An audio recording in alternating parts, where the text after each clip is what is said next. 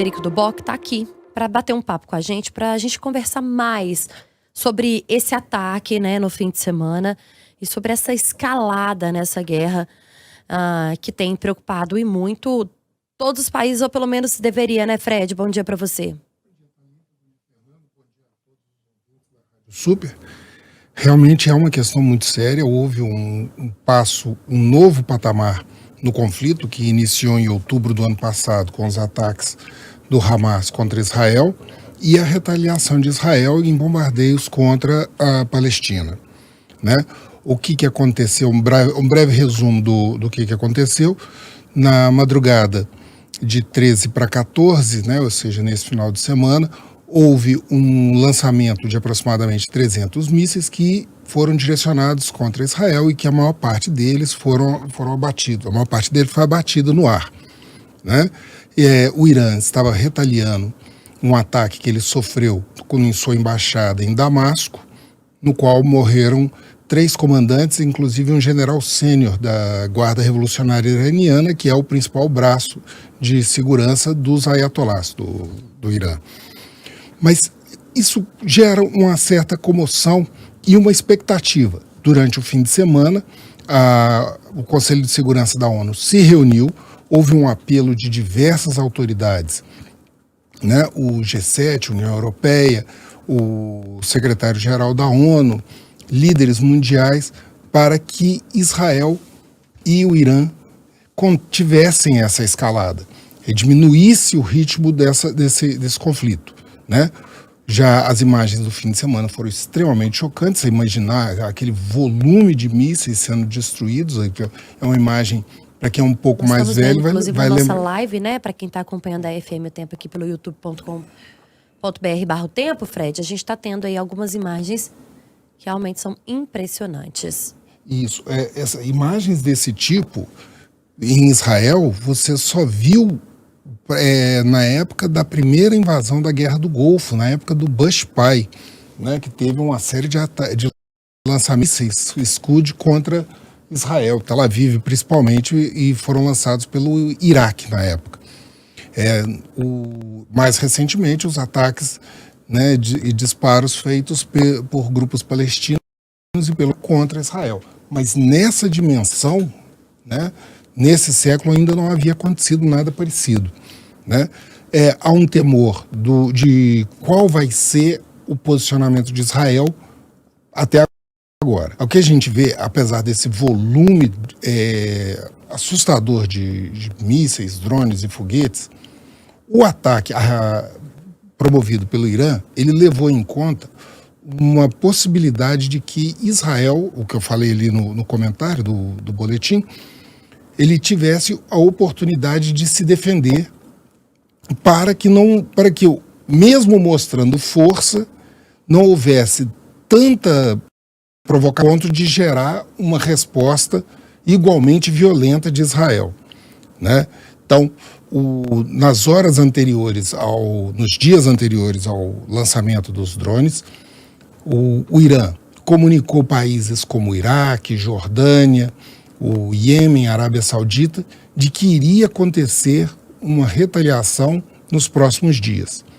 No sábado de manhã aconteceu uma coisa que nem é tão comum assim do ponto de vista do Irã, que foi a tomada de um navio container na região do Golfo Pérsico, pertencente a Portugal, na verdade português, pertencente à companhia de propriedade de um grupo israelense.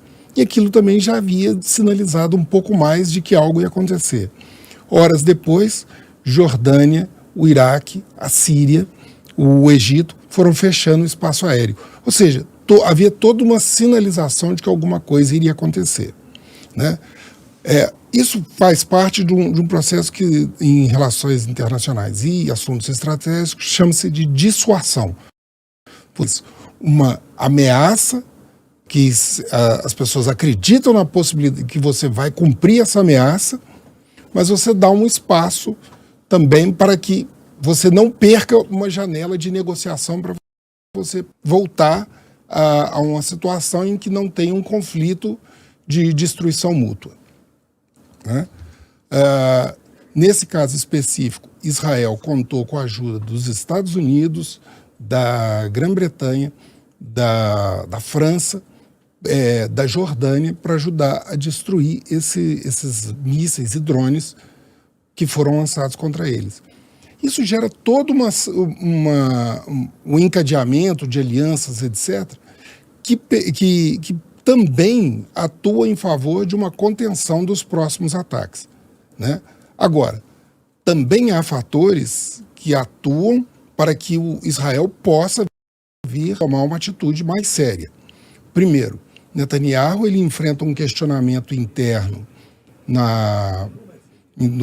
em Israel, né, entre o principal adversário político dele, desde o início da guerra em Gaza. Ele faz parte do gabinete de guerra, mas ele continua sendo um adversário político e pediu a convocação de eleições. Há mais ou menos uns 6 dias houve manifestações em Haifa, Tel Aviv, cobrando o Netanyahu, né, ou novas eleições, ou que ele pelo menos desse uma resposta clara sobre a situação dos mais de 150 reféns que o Hamas ainda teria com eles. Então ele vive uma crise política interna. E o acerramento, ter um inimigo forte que ele combata e que ele mostre força contra isso, garantiria que ele pudesse adiar mais uma vez as eleições, como já aconteceu em setembro do ano passado, no caso das eleições locais, né? E ele poderia avançar, né, nessa possibilidade de permanecer no poder. Agora, é um jogo ainda que vai sofrer muita avaliação. O Irã também, ele é muito pressionado, pelos aliados dele, né, a tomar um posicionamento mais sério já há muito tempo. Irã e Israel, eles já são rivais há muito tempo, né? Eles disputam a hegemonia no Oriente Médio, inclusive Irã, Israel e Arábia Saudita, né? São 3 países que disputam essa hegemonia.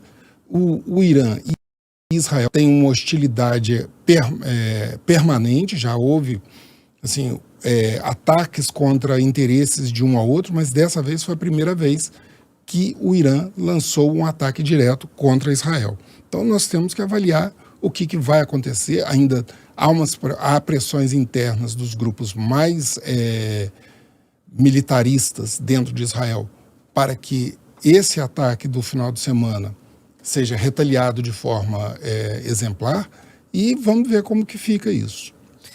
E aí, Fred, a gente vai acompanhando, é claro, todos esses desdobramentos, né, ao longo aqui do dia, ao longo da semana, também na coluna Vasto Mundo que você traz para a gente aqui diariamente no Tempo News primeira edição, para a gente entender, inclusive, como que o Brasil, né, vai se posicionar. O presidente Lula, que está sendo cobrado aí principalmente pela direita, pela nota, né, que o governo brasileiro soltou aí após mais um ataque. E a gente vai acompanhando todos os detalhes, todos os desdobramentos, mundo afora, porque, claro, essa ação ainda vai gerar muita repercussão, né, Fred? Sim, com certeza. E essa é uma semana cheia de eventos internacionais, com muita coisa importante. Hoje tem começa o julgamento do Trump, ao longo da semana vai ter o início das eleições na Índia, e aqui, especialmente, ficar de olho na questão do Oriente Médio, né, que a gente já teve essa situação no fim de semana e a gente ainda tem muita coisa acontecendo pelo mundo.